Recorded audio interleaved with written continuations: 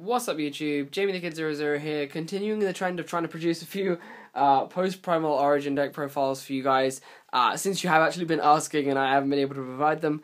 Something that I remember being asked a few times, probably not the most popular thing, but I was looking in my binder at them recently. Something I remember being asked about a few times recently was Bujin. A few people were asking me to profile Bujin. And there's something that always happens. Whenever I get into the mood to profile something, I'll actually start checking my YouTube subscriptions, and it always will have won something. And I'll always get influenced by that list. And there were ideas in the German national champions list that I have subconsciously adopted into this, because the moment I go, oh, this deck won something, let's have a look at it. The moment I see a Dueler Network profile, I can think of nothing else than that list. So this has got a few of my influences in it. But you are going to see influences of the German national champion list because it's just how useless I am. I see another list and I'm like, I have to adopt ideas from that because I'm stupid. I have my own list and it disappeared from my mind. It also helped that he didn't play very many cranes because I can't find mine, but I haven't been playing any on Dueler Network recently, and that's a whole nother story. Either way, this is Bujin's. I'm tired, I'm rambling, and let's just get into the deck profile. So, I'm going to get rid of these guys for now. The extra deck comes later. But we're going to start with the main deck. So the monster lineup, we play 3 copies of Bujin Yamato. I don't understand why anyone would change the numbers of Yamato. Yamato is your single best guy, adding a Bujin to your hand and then sending a card from your hand to the graveyard. Almost always setting up the Bujins into your graveyard, or searching Bujins that you want in your hand and sending ones you don't want in your hand to the graveyard. Simple, right? Then, as I like to refer to him as the insurance policy, 2 Bujin Mikazuchi. Bujin Mikazuchi has the effect of when one of your Bujin Beast Warrior monsters is destroyed and sent to the by battle lock artifact and sent to the graveyard, you can special summon this guy from your hand, instantly replacing the lost Bujin. And it's got 100 more attack, so I suppose it's bigger. It's helpful because that makes it bigger than Yamato. 1 Bujin Arasuda, the relatively underplayed guy that you can special summon when a Bujin is banished from your graveyard. He's still quite underplayed, but he has 1. I'm playing him at 1 because he has really nice synergy with the new Primal Origin girl, Bujin Hirume, of which we are playing 2. Bujin Hirume is the cool Aqua Spirit of Bujins. 2k body, which is actually really strong in tandem with the amount of different things you can tie it in with in this deck, such as Bujin Crane. 2k is really strong, and the ability to special summon her and have instant access to a free Xyz play is pretty damn good. For the Bujingis, I'm actually playing a kind of, in my opinion, a record small number of Bujingis, and I would recommend bumping them up, but this is an experimental lineup that I plan on testing on Dueler Network that I actually just wanted to show you guys now and stir up some conversation in the comment section. So for the Bujingi lineup, I'm playing 1 Bujingi Crane, just 1. Bujingi Crane is in here because you need at least 1 to search off of Bujin Taste of Sanawu, because in some situations you do need to get over big things. However, I'm only playing it at 1 because I am playing the Honest, so I do play 2 Honests in the deck. But I'm only playing Crane at 1 because so many people will play around this. Whenever I play against Bujin, I almost never attack unless I can afford to float over the Crane anyway, in which case it makes the Crane useless. It nullifies the utility of that Crane. So I'm only testing 1 Crane in this list because the fact that I'm playing Bujin creates the fear of the Crane. People play against light decks and already fear Honest, and that psychology is rife, in my opinion, from when I've been playing against opponents and I've been playing Bujin. They always play around the Crane. So, by the fact that they're playing around the Crane, you now no longer actually have to play multiples of it to have it, because they're already going to treat you as if you have it, if you understand that kind of logic. The Bujin player who won the German national championship played 2 of this. I would personally bump it up to 2, but it's at 1 in this list. 1, because I couldn't find my other ones, and 2, because by the time I kind of thought about adding the second ones in and actually looking for them, I realised I'd filled all 40 sleeves, so I went, oh well, let's roll with 1. And I don't think 1 is a terrible idea. It's still, you've got to play at least 1. I wouldn't play none. I played none on Dueler Network and that was a horrible idea, so I play at least 1, but you can tweak that idea. I don't think 3 is the best number anymore. That's what I'm trying to get to. And then play 1 Bujingi Quillin because it's instant removal, so why not? Double Bujingi Hair, the best card to set up turn 1 in my opinion with Yamato, so you've still got to play double of this card. It's absolutely crazy, so why wouldn't you play it? Double Bujingi Turtle for certain things, like I guess the hands, because this can activate the damage step, which is silly because Konami says so. And that is the complete Bujin lineup, actually. The only other monsters I play are one Honest, because, hey, I hear Honest is kind of good with Susanoo, so that's a thing. And one Bear. Because Bear is just really, really, really strong. And it's another option off a Tenki. It's another instant removal option off a Tenki. So why not? And I'm sorry about the glare. Like, this is the same place I recorded my wind-up deck profile, and there was no glare in that. But apparently, there's glare in this video. Makes perfect sense. For the spells, 1 Book of Moon, versatility. 1 Kaiser Colosseum. I'm not a huge fan of Kaiser Colosseum anymore, mainly because of Hat. This card is good against Gear, which I know is a big part of the meta. It's good against certain other things, like Sylvans and some Madolche variants, but Hat is really buggering me about, and the fact that a lot of people are still playing Triple MST, this is really buggering me about. Kaiser is a card which is good because of the fact that it locks your opponent out of summoning, but it's bad because of the fact that you have to have it on the field automatically, and you can never use it to +1.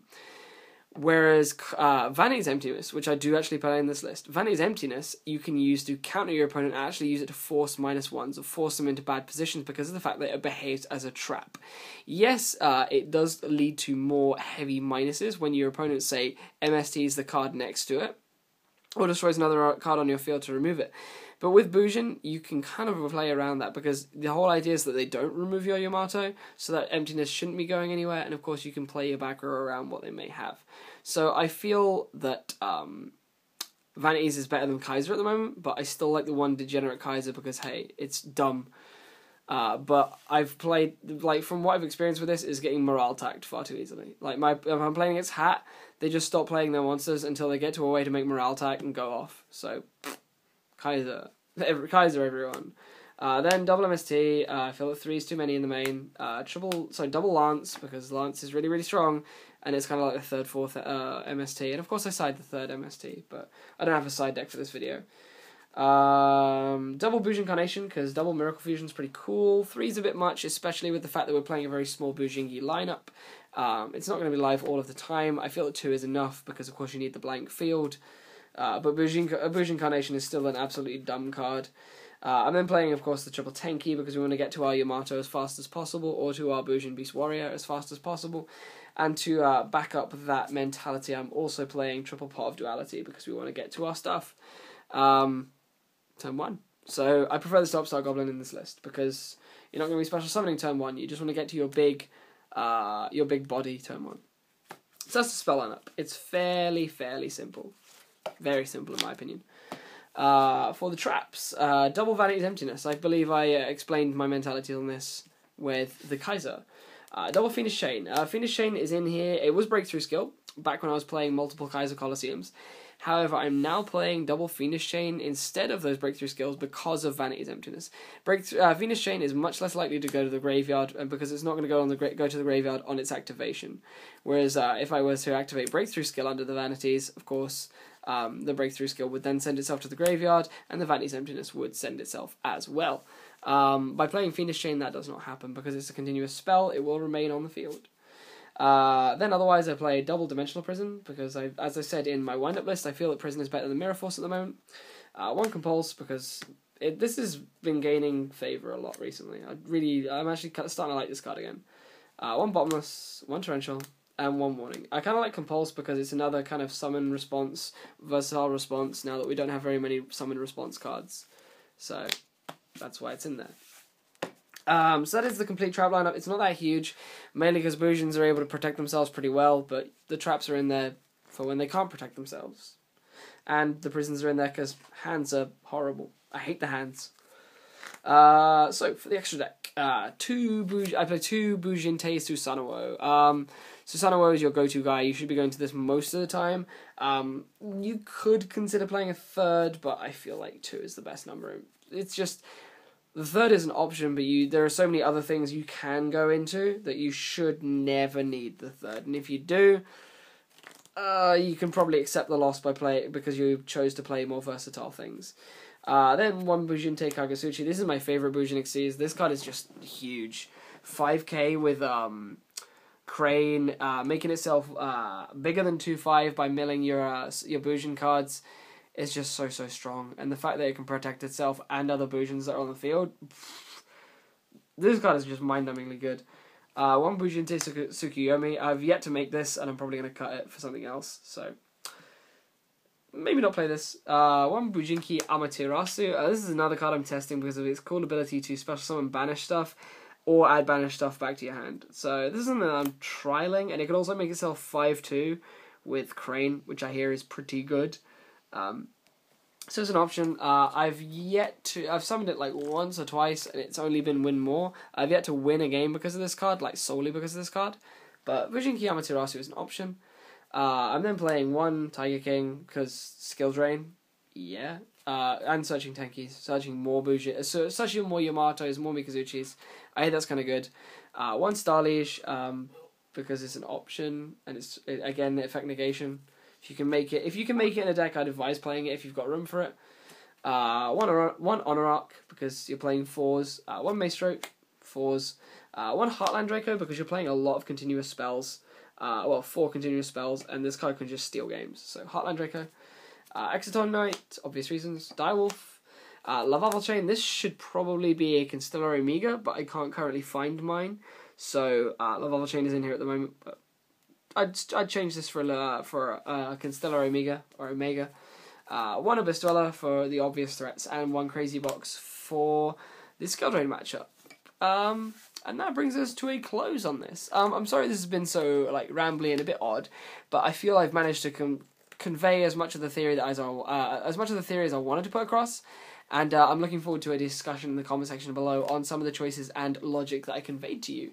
I do stand by my statement on the one Crane, maybe 2. I do stand by most of the things I said, actually. So I'm looking forward to your feedback in the lists below. And I'd actually like to hear what kind of other techs I know some of you have been playing. I know some people play Aesrock Sunrise, some of you play Soul Charge. I was testing Soul Charge, but I opted to cut it in favour of just cards that favoured my early game and my lockout.